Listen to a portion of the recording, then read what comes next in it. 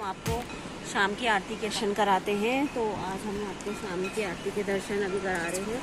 6 बजे का टाइम है, लेकिन हल्का सा अंधेरा हो गया है और हम आपको ये लिए चलते हैं कैची धाम की आरती में।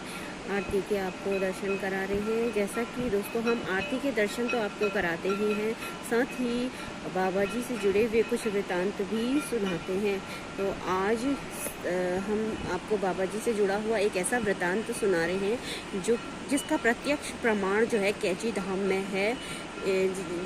मतलब जिस पे संतों की कृपा जिन पर जब भी होती है उनका जीवन वहीं से सुधर जाता है, इसका एक प्रत्यक्ष प्रमाण है। कैची धाम में अंदर आश्रम के अंदर जहाँ पर यज्ञशाला है उसकी जस्ट फ्रंट साइड में एक पेड़ है जिसके नीचे राम नाम लिखा हुआ है। बहुत से लोग वहाँ पर ध्यान करते हैं, बैठते हैं।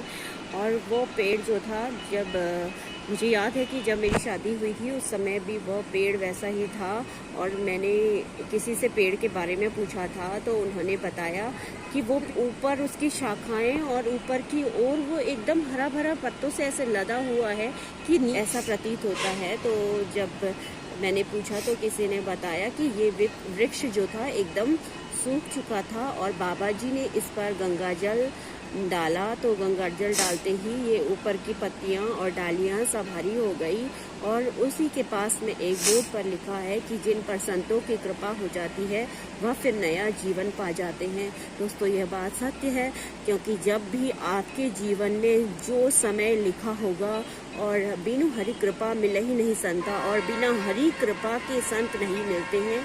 और जब आपको ऐसे साधु संत मिल जाते हैं जो आपका जीवन परिवर्तित कर दे, आपको नया राह दिखा दे, तो ये पेड़ भी इस बात का प्रत्यक्ष प्रमाण है।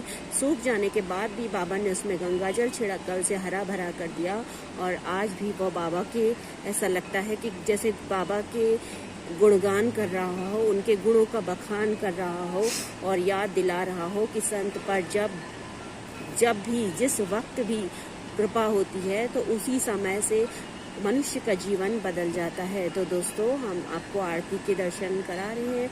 आरती आगे की ओर को दुर्गा माँ की जो मूर्ति है उसके आगे की ओर को चली गई है। घंटियों की ध्वनियाँ आपको स्पष्ट सुनाई दे रही होंगी। तो दोस्तों आज का वृतांत भी हम यहीं पर खत्म करते हैं। कल आपसे फिर इसी वक्त आरती के टाइम मुलाकात होगी। धन्यवाद, नमस्कार।